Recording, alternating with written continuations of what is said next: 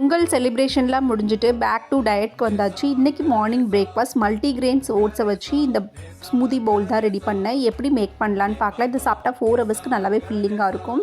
1 cup வந்து multigrain oats எடுத்துக்கோங்க. இது கூட 3 பிரேசில் நட்ஸ் எடுத்துக்கோங்க. இது தைராய்டுக்கு ரொம்ப நல்லது. அதுக்கப்புறம் 1 டேபிள் ஸ்பூன் பம்கின் சீட்ஸ் எடுத்துக்கலாம். ஒரு 5 வால்நட். இது கூட நல்லா தண்ணியை மிக்ஸ் பண்ணிவிட்டு ஓவர் நைட் நல்லா சோக் பண்ணி வச்சுடலாம். அதுக்கப்புறம் வந்து ஒரு 15 கருப்பு திராட்சை எடுத்திருக்கேன். அதையும் தண்ணியில் மிக்ஸ் பண்ணிவிட்டு ஓவர் நைட் நல்லா சோக் பண்ணி வச்சுக்கோங்க.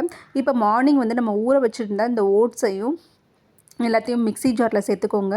சேர்த்துட்டு இது கூட வந்து ஒரு வாழைப்பழம் இருந்தால் சேர்த்துக்கோங்க. ஒரு ரெட் பனானா இல்லை எந்த பனானா இருந்தாலும் ஒரு பனானா கட் பண்ணி அதை இது கூட சேர்த்துக்கலாம். அதுக்கப்புறம் ஒரு 5 பேரிச்சம்பழத்தை வந்து சீட்ஸ் எடுத்துகிட்டு அந்த 5 டேட்ஸை இது கூட சேர்த்துக்கலாம். அப்புறம் நம்ம ஆல்ரெடி ஊற வச்சுருந்த கருப்பு திராட்சையும் இது கூட சேர்த்து நல்லா தண்ணியோடு சேர்த்துட்டு மிக்சியில் அரைச்சிங்கன்னா உங்களுக்கு ஸ்மூதி கன்சிஸ்டன்சியில் ஸ்மூதி மாதிரி ரெடி ஆகிடும். இதை அப்படியே நீங்கள் ஒரு பவுலுக்கு ட்ரான்ஸ்ஃபர் பண்ணிக்கோங்க. ட்ரான்ஸ்ஃபர் பண்ணிவிட்டு மேலே வந்து நான் டாப்பிங்ஸை வந்து கொஞ்சம் மாதுளம் பழத்தை மேலே அப்படியே ஸ்ப்ரெட் பண்ணிவிட்டு அதுக்கப்புறம் கொஞ்சம் வாழைப்பழத்தை கட் பண்ணி வச்சுருக்கேன் ஸ்லைஸாக, அதையும் மேலே டாப்பிங்ஸாக வச்சுட்டு அதுக்கப்புறம் சாப்பிட ஆரம்பிச்சிட்டேன். இது சாப்பிட்டிங்கன்னா அடுத்து உங்களுக்கு 4-5 ஹவர்ஸ்க்கு பசிக்காது. டேரெக்டாக நீங்கள் லஞ்ச் சாப்பிட்லாம். உங்களுக்கு ரொம்பவும் ஹெல்தி. ட்ரை பண்ணி பாருங்கள் இந்த ரெசிபியை. உங்களுக்கு என்னோடய ரெசிபிஸ் பிடிச்சிருந்தால் லைக் பண்ணுங்கள், ஃபாலோ பண்ணுங்கள். தேங்க்யூ.